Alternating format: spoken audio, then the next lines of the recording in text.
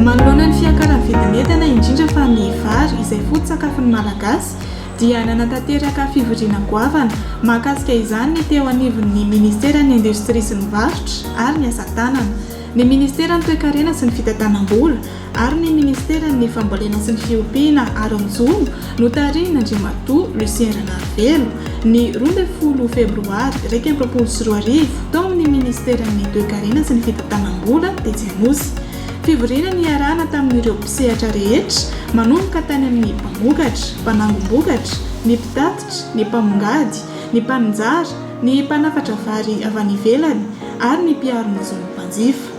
Tanjona tamin'ity fivoriana ity ny itsonjovana ny sosialim-bahoaka eo amin'ny lafin'ny vidin'entana tamin'ny fomba malalaka, mazava ary nahafahana naka-hevitra ny tsirairay. Raha ny vary manokana dia misy ny vokatra fa mila fandaminana ary jerena akaiky ny vidiny amin'ny fanjifana azy sy ny vidiny any amin'ireo mpamokatra. Tsy maintsy maka-lesontsika amin'ny zava-misy amin'izao fotoana izao. Misy fandaminana lehibe tsy maintsy apetraka ao anatin'izany lalam-piarinan'ny vary izany. Miainga avy any amin'ny mpamokatra eo fa indrindra eo anelanela ny mpamokatra sy ny mpanjifa izany dia misy andreo lay sampanasa maro fitaterana ny fanangonam-bokatra sy ny sisa. Amin'izao fotoana izao dia mbola betsaka ny sehatra tsy manara-drafitra ao anatin'izany ary misy fifandaminana ary izay ny isaorana manokana ny zareo avy ao ministera ny ekonomia sy ny fitantanam-bola izay soloan'ny tale jeneraly ny etreto fa dia efa mifanaraka izany sy efa mila jerevana akaiky amin'ny fandaminana an'izany. Apetrakitsika hoe ahoana ny fepetra idirana ao anatin'izany sehatry ny fanangonam-bokatra, ny fitahirizam-bokatra, fitateram-bokatra izany mila fandaminana lehibe apetraka izany. Aoriana ny fiakaran'ny vokatra raha makalioka izao no raisiko izay tany amin'ny volana septambra tany dia ambany ny vidiny tany amin'ireo ilay mpamokatra. Fa tonga aty amin'ny volana janoary dia lasa niakatra be ilay satria anelanelany eo izany misy ny fitazomana ilay vokatra, misy ny fakana tombony mihoatra loatra ary misy koa arany ny mpamboly izay milatsaka ho mpanangom-bokatra izay tsy voara-maso makasika an'izany. Izany hoe misy fandaminana izany hoe tsy maintsy apetrakitsika izay ho jerevana akaiky izany iny anivon'ny faritra rehetra ny fivoaran'izay vidin'ny vary izay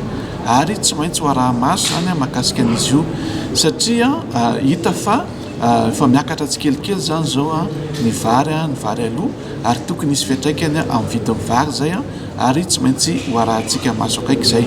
Ho an'ny ministera ny fambolena sy ny fiompiana Aronjono ihany koa dia misy ireo ezaka maro natao ahafahana mampitombo ny tahem-bokatra. Isaky ny faritra lehibe na amin'ny bassin grand bassin de production rizicole eto amintsika dia tsy misy tsy manantsika n'ireny orinasa rizerie lehibe izay manara-penitra reny.